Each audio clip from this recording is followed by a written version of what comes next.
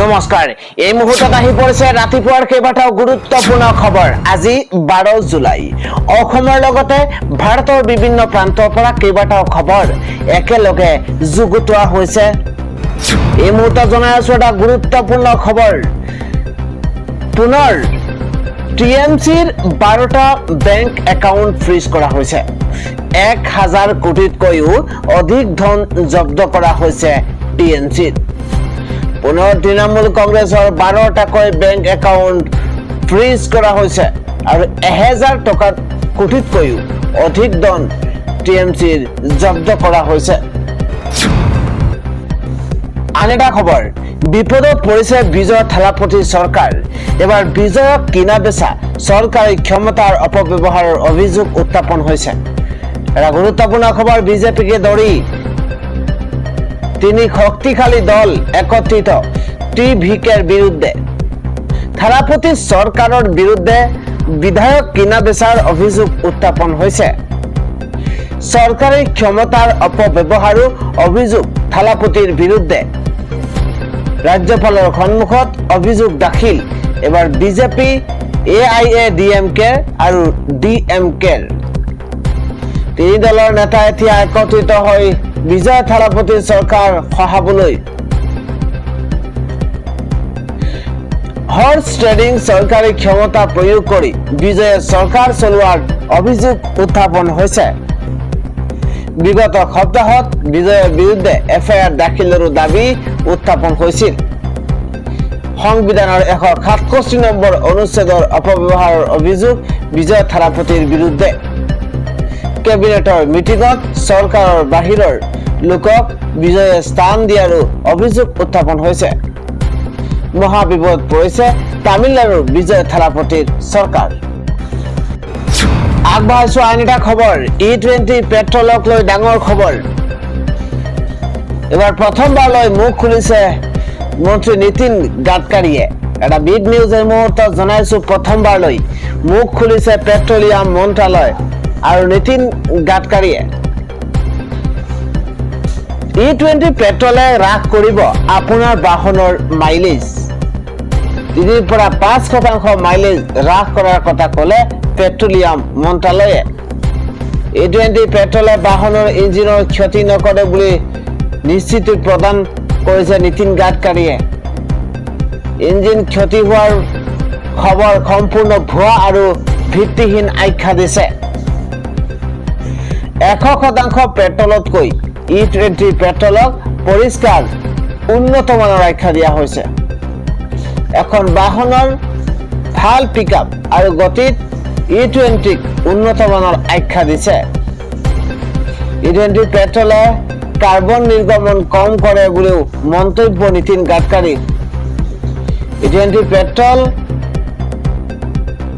হঠাৎ লোৱা ব্যৱস্থা নহয়। 2006 চনৰ পৰাই দেশত 5% ইথানল কাৰ্যকৰী কৰা হৈ আছে। ARI আৰু বাহন নিৰ্মাতা কোম্পানীৰ বহু পৰীক্ষাৰ অন্ততহে E20 অনা হৈছে। পুৰণি মডেলৰ গাড়ীত E20 পেট্ৰলৰ প্ৰভাৱ পৰিব পাৰে। ছাৰ্ভিচিঙৰ সময়ত খৰচ অবিহনে সেই অংশ সলনি কৰিব বাহন কোম্পানীয়ে। ভাৰতত থকা প্ৰতিটো বাহন নিৰ্মাতা কোম্পানীলৈ চৰকাৰৰ তৰফৰ পৰা বিশেষ নিৰ্দেশনা প্ৰদান কৰা হৈছে।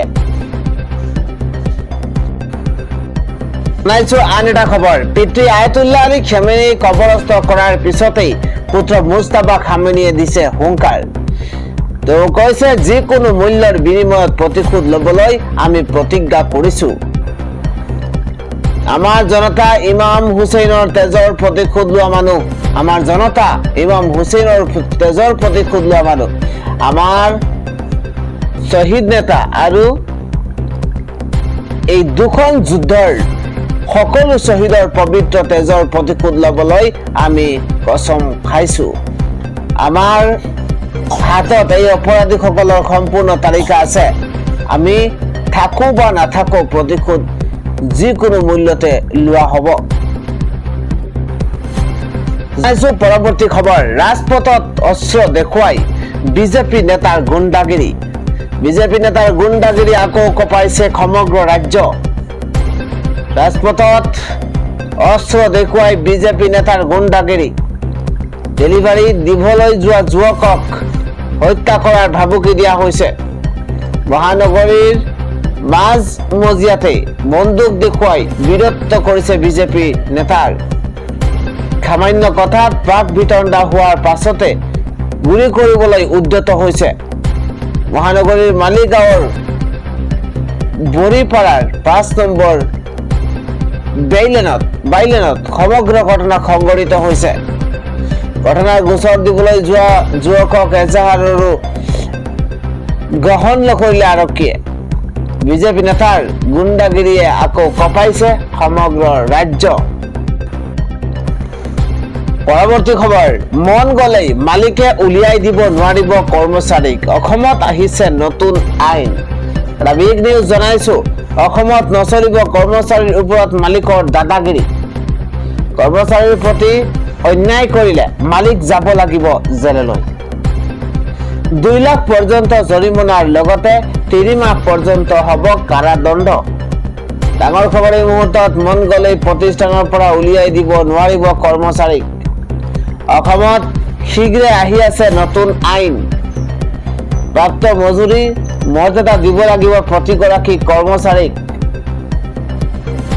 অধিক সময় কাম কৰালে প্ৰতি ঘণ্টাৰ বিনিময়ত দিব লাগিব অতিৰিক্ত ভাত্তা। নিযুক্তিৰ সময়ত প্ৰতিগৰাকীক দিব লাগিব নিযুক্তি পত্ৰ। ছুটি নিদিয়াকৈ কাম কৰোৱাব নোৱাৰিব কৰ্মচাৰীসকলক। 20 দিনৰ মূৰত এদিন অতিৰিক্ত ছুটি বাধ্যতামূলক। জাননী অবিহনে প্ৰতিষ্ঠানৰ পৰা ছাঁটাই কৰিব নোৱাৰিব কোনো কৰ্মচাৰীক। এমাহৰ পূৰ্বে কৰ্মচাৰীক দিব লাগিব জাননী। জাননীৰ লগতে এমাহৰ দৰমহা পৰ্যন্ত দিব লাগিব কৰ্মচাৰীক। প্ৰতিটো দিনৰ বাবদ 2000 টকাকৈ আদায় দিব লাগিব জৰিমনা। বিধানসভাত দাখিল হ'ল এই বিশেষ সংশোধনী বিধেয়ক। আগবাঢ়িছো পৰৱৰ্তী খবৰ, গৰমৰ বন্ধৰ সময়ত ফুৰিবলৈ গৈ জীৱন হেৰুৱালে 15 গৰাকী ভাৰতীয় পৰ্যটকে। নিমিষতে সাগৰৰ ঢৌৱে উঠুৱাই নিছে 32 গৰাকীকৈ যাত্ৰীক। ভিয়েটনামৰ ফুকুক দ্বীপক ভাৰতীয় পৰ্যটক কঢ়িয়াই নিয়া নাও পানীত ডুব গৈছে আৰু তাৰ পাছতে নিমিষতে সাগৰৰ ঢৌৱে উঠুৱাই নিছে 32 গৰাকীকৈ যাত্ৰীক। গৰম বন্ধৰ সময়ত ফুৰিবলৈ গৈ জীৱন হেৰুৱাইছে 15 গৰাকী ভাৰতীয় পৰ্যটকে। এক ভয়ংকৰ নাও দুৰ্ঘটনা সংঘটিত হৈছে। 15 ভাৰতীয়ৰ মৃত্যু হৈছে। ভিয়েটনামৰ দ্বীপত ভাৰতীয় পৰ্যটক কঢ়িয়াই নিয়া নাও পানীত ডুব গৈছে।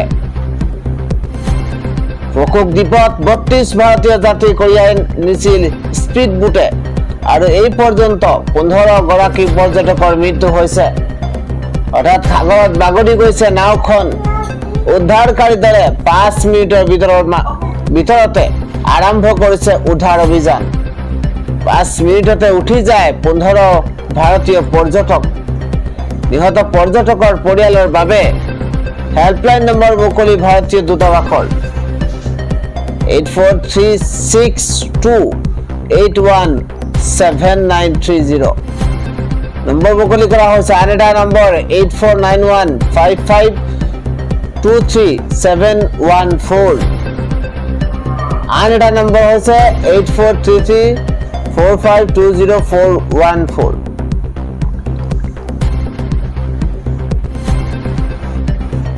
জনাইছো পৰৱৰ্তী খবৰ, 2026-27 বিত্তীয় বাজেটে অসমক বহু আগুৱাই নিব। ভাৰতৰ 5 শ্ৰেষ্ঠ ৰাজ্যৰ ভিতৰতে স্থান লাভ কৰিবলৈ সক্ষম হ'ব অসম। বাজেট দাখিলৰ পাছতে প্ৰথম প্ৰতিক্ৰিয়া প্ৰকাশ কৰিছে কেন্দ্ৰীয় মন্ত্ৰী সৰ্বানন্দ সোণোৱালে। পৰৱৰ্তী খবৰ, এক শিহৰণকাৰী ভয়ংকৰ বিমান দুৰ্ঘটনা। কিমান শুনিব আপুনি দুৰ্ঘটনাৰ খবৰ। ভয়ংকৰ বিমান দুৰ্ঘটনাত পাইলট সহ 10 গৰাকীৰ মৃত্যু হৈছে। স্বাধীনতা দিৱসৰ দিনাই ৰাজধানীৰ পৰা উৰা মৰা বিমান চূৰ্ণ বিচূৰ্ণ হৈ পৰিছে। বাহামাত সংঘটিত হৈছে ভয়াবহ বিমান দুৰ্ঘটনা। অৱতৰণৰ পূৰ্বেই সংযোগ বিচ্ছিন্ন হৈ দুৰ্ঘটনাত পতিত হৈছে। শিহৰণকাৰী ভয়ংকৰ বিমান দুৰ্ঘটনা সংঘটিত হৈছে। ভয়াবহ বিমান দুৰ্ঘটনাতে পাইলট সহ 10 গৰাকীৰ মৃত্যু হৈছে। আন এটা খবৰ, সাৱধান হওক ই-ৰিক্সা চালক, কিয়নো চহৰত প্ৰৱেশ কৰিলেই জব্দ হ'ব আপোনাৰ ই-ৰিক্সা।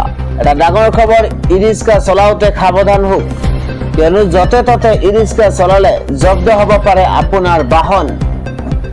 ইখনৰ পিছত সিখন ই-ৰিক্সা জব্দ কৰিছে ইতিমধ্যে আৰক্ষীয়ে। পুৱাৰে পৰা বৰ্তমানলৈকে প্ৰায় 20-30 খনকৈ ই-ৰিক্সা জব্দ কৰিছে আৰক্ষীয়ে। নলবাৰী চহৰত ই-ৰিক্সা প্ৰৱেশ কৰিলে পৰিব বিপদত। চহৰত প্ৰৱেশ কৰা ই-ৰিক্সাৰ বিৰুদ্ধে নলবাৰী যান বাহন আৰক্ষীৰ অভিযান। নলবাৰী চহৰত ই-ৰিক্সা চলাচলত বাধা আৰোপ কৰিছিল প্ৰশাসনে, আৰু ই-ৰিক্সা চলাওঁতে এতিয়া সাৱধান হওক। পৰৱৰ্তী খবৰ, ৰাজ্যত হঠাৎ প্ৰচণ্ড ধুমুহা বৰষুণ।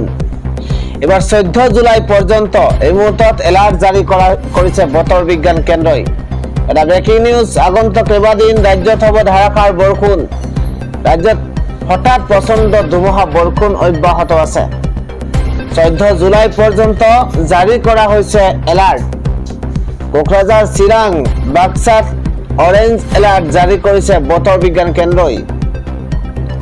ইফালে লখিমপুৰ, ধেমাজি, ডিব্ৰুগড়, তিনিচুকীয়া, পশ্চিম কাৰ্বি আংলং, ডিমা হাছাও, কাছাৰ, হাইলাকান্দিত, শ্ৰীভূমি, নগাঁও, মৰিগাঁও, কামৰূপ মেট্ৰ', কামৰূপ, বৰপেটা, বঙাইগাঁও, ধুবুৰী, গোৱালপাৰা আৰু দক্ষিণ খালমৰাত ইয়েলো এলাৰ্ট জাৰি কৰা হৈছে।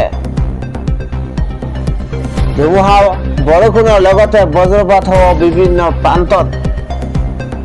পৰৱৰ্তী খবৰ, প্ৰথমবাৰলৈ ৰাজ্যত হ'ব উত্তৰাধিকাৰী নামজাৰি সপ্তাহ। মাটিবাৰী কাম কাজক লৈ আহি গৈছে ডাঙৰ খবৰ। এটা ব্ৰেকিং নিউজ, প্ৰথমবাৰলৈ ৰাজ্যত হ'ব উত্তৰাধিকাৰী নামজাৰি সপ্তাহ। মাটিবাৰী কাম কাজক লৈ আহি গৈছে ডাঙৰ খবৰ। এটা ব্ৰেকিং নিউজ, এই মুহূৰ্তত কৃষক পঞ্জীয়ন প্ৰক্ৰিয়া আৰু মাটিৰ নামজাৰি সমস্যা সমাধান কৰাৰ বাবে এই পদক্ষেপ গ্ৰহণ কৰা হৈছে। জাগিৰোড সমষ্টিত প্ৰথমবাৰলৈ হ'ব এই নামজাৰি সপ্তাহ। জিলা প্ৰশাসন আৰু চক্ৰ বিষয়া কাৰ্যালয়ৰ সহযোগত এই বিশেষ পদক্ষেপ গ্ৰহণ কৰা হৈছে। মন্ত্ৰী পীযুষ হাজৰিকাই লৈছে এই বিশেষ পদক্ষেপ।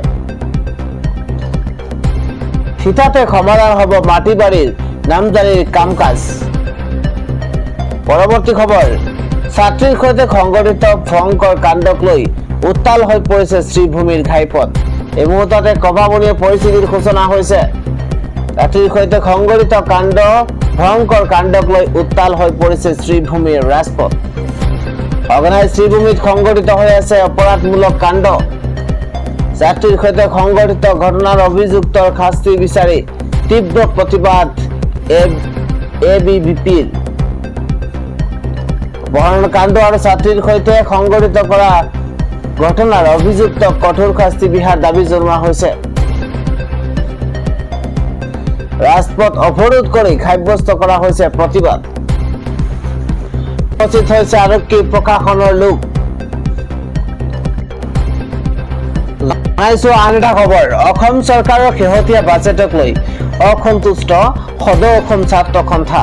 বিপ্লৱ শৰ্মা সমিতিৰ পৰামৰ্শ ৰূপায়ণৰ বাবে বাজেটত নাই পুঁজি। অসন্তুষ্টি প্ৰকাশ কৰি মুখ্যমন্ত্ৰীলৈ পত্ৰ প্ৰেৰণ আছুৰ। প্ৰতিক্ৰিয়া প্ৰকাশ কৰিছে আছুৰ সভাপতি উৎপল শৰ্মাই। জনাইছো আন এটা খবৰ, পিতৃ মাতৃক চোৱা চিতা নকৰা সন্তানে পাব নালাগে সম্পত্তিৰ ভাগ। ন্যায়ালয়ৰ গুৰুত্বপূৰ্ণ মন্তব্য। এটা গুৰুত্বপূৰ্ণ খবৰ, পিতৃ মাতৃক চোৱা চিতা নকৰা সন্তানে পাব নালাগে সম্পত্তিৰ ভাগ।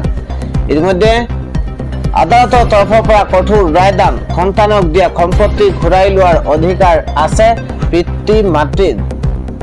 ব্ৰেকিং নিউজ, বহু সন্তানে বৃদ্ধ বয়সত অৱজ্ঞা কৰে পিতৃ মাতৃক, যাৰ ফলত তেনে সন্তানক বঞ্চিত কৰিব লাগে পৈতৃক সম্পত্তিৰ পৰা। ডাঙৰ খবৰ এই মুহূৰ্তত জনাইছো, এক গোচৰত বোম্বে উচ্চ ন্যায়ালয়ৰ তৰফৰ পৰা এই গুৰুত্বপূৰ্ণ মন্তব্য প্ৰদান কৰা হৈছে। পিটিয়ে ক্ৰয় কৰা ফ্লেট খালী কৰিবলৈ পুত্ৰক নিৰ্দেশ দিলে আদালতে। পিতৃ মাতৃক চোৱা চিতা নকৰা সন্তানে পাব নালাগে সম্পত্তিৰ ভাগ। পৰৱৰ্তী খবৰ, হিমন্ত বিশ্ব শৰ্মাৰ ভাবুকিলৈ আমি ভয় নকৰো। সংবাদ মেল যোগে মুখ্যমন্ত্ৰী যোগ্য প্ৰত্যুত্তৰ SFI। শিল্পী আৰু ছাত্ৰ সংগঠনৰ বাক স্বাধীনতা দমন কৰাৰ চেষ্টা চলোৱাৰ অভিযোগ তুলি মুখ্যমন্ত্ৰী ডক্টৰ হিমন্ত বিশ্ব শৰ্মাক তীব্ৰ সমালোচনা কৰিছে ভাৰতৰ ছাত্ৰ ফেডাৰেশ্যন চমুকৈ SFIৰ অসম ৰাজ্যিক সমিতিয়ে। শুকুৰবাৰে মুখ্যমন্ত্ৰীয়ে সংবাদমেলত কৰা মন্তব্যক স্বৈৰাচাৰী প্ৰতিৰোধমূলক আৰু গণতান্ত্ৰিক মূল্যবোধ বিৰোধী আখ্যা দিছে ছাত্ৰ সংগঠনটোৱে। শনিবাৰে প্ৰকাশ কৰা এক প্ৰেছ বিবৃতিত SFIয়ে কয় যে ৰাজনৈতিক আদৰ্শ আৰু দলমত নিৰ্বিশেষে অসমৰ প্ৰতিগৰাকী শিল্পীৰ সৃষ্টিশীল আৰু গণতান্ত্ৰিক অধিকাৰ অক্ষুণ্ণ ৰাখিব লাগিব। কোন শিল্পীয়ে কি ছবি আঁকিব অথবা কেনেদৰে নিজৰ সৃষ্টিকৰ্তা প্ৰকাশ কৰিব সেই কথা নিৰ্ধাৰণ কৰাৰ অধিকাৰ মুখ্যমন্ত্ৰীক সংবিধানে দিয়া নাই বুলিও সংগঠনটোৱে মন্তব্য কৰিছে। চিত্ৰশিল্পী মাৰ্চেল বৰুৱাকে ধৰি সমগ্ৰ সকলো চিত্ৰশিল্পী, কবি আৰু সাহিত্যিক শিল্প স্বাধীনতাৰ পক্ষত SFIৰ সদায় থিয় হৈ থাকিব বুলিও বিবৃতিটোত কোৱা হৈছে। মুখ্যমন্ত্ৰীয়ে বিভিন্ন ছবিত জুবিন গাৰ্গক বিশেষ ধৰণৰ টুপি পিন্ধোৱা বুলি কৰা মন্তব্যৰো বিৰোধিতা কৰে সংগঠনটোৱে।